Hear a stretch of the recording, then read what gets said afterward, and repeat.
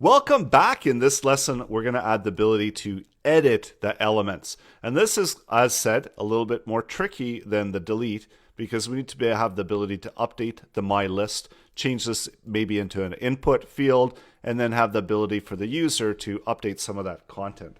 So let's add that in. And the same way that we did the event listener for span 1, we can do the event listener for span 2. Or we could have it as a separate function. And in this case, we're going to do it all within that same function. And of course, you can break it up as needed, of course. So we've got our event listener, we've got a function, and this function, we want to have the ability to update that element. So let's first, we're going to select the parent.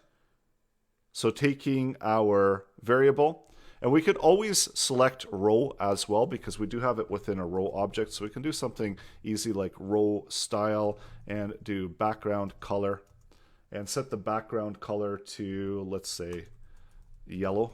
So when we refresh and we click edit, you see that it turns yellow. So that's ideal, and that's actually a pretty good way to go. The other thing that we want to do is we want to be able to update the contents that are contained within there. We want to change that to an input field, but we want to use the value that's contained within there.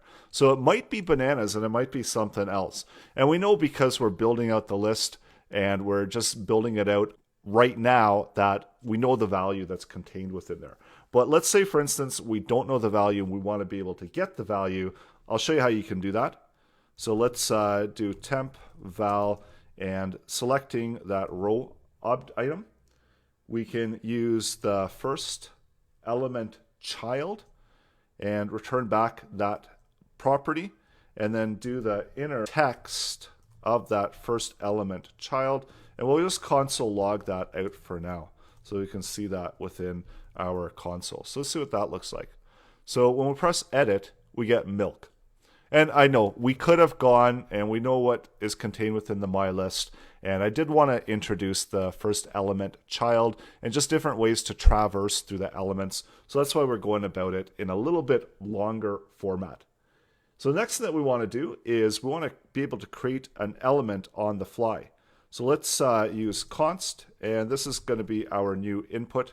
Let's just call it new input. And using the document, create element, and let's create an input area. And the value of the new input, we're going to set it as temp value. So it's going to contain that same value that's within the temp value. And we're also going to focus on that new input.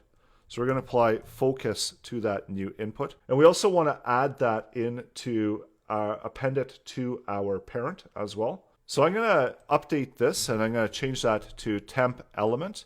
And I'm going to take the inner text and I'm going to move it over to temp value. So still selecting that same element, but now I can grab that element and I can update some of that inner text of that element. So if I wanted to append a child to there, and we can append that new input to it. So I'll show what that looks like. And don't forget to update this one as well to temp element so that we don't have any lingering elements. So now whenever we click it, we get this. And this one needs to be updated as well. That's why we're throwing that error. So whenever we click it, we get that input area. And we also need to also remove out that existing content that's contained within there. So we can take our temp element and do inner HTML and just set that to blank. So that will get rid of the existing milk. So we're turning it into an input field. And this gives us the ability, obviously, to update it and change the functionality. So we're going to add another event listener on this input field that we're just created. So taking our new input, so this one is just blur, it's not on blur, and we can launch a function whenever that event listener gets triggered. So what we want to do is whenever we're updating this, we want to select that temp element and update the inner HTML with the value of the new input. So let's try that out, see where we are right now. So now if I update it, we can click off of it and we can see that we're actually updating that inner HTML with that new value. So we click edit again with apples and we click off of it. There we go. We've got our edited value and we can remove some content if we want.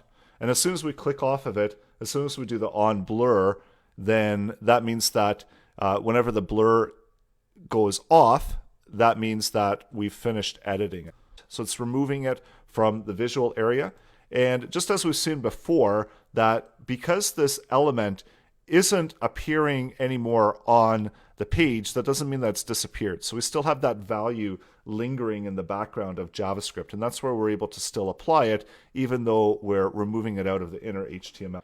One last thing, we want to change that back to white.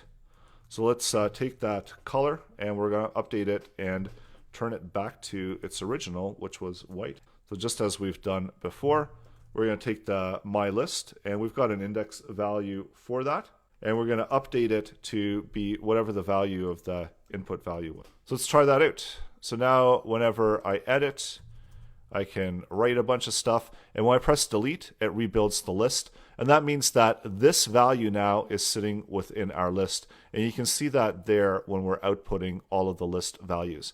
So we're able to successfully edit it, and when we click off of it, then the editing completes. So go ahead and add in all of this functionality, and coming up next, we'll do a final code review as well as a few tweaks and adjustments to the code.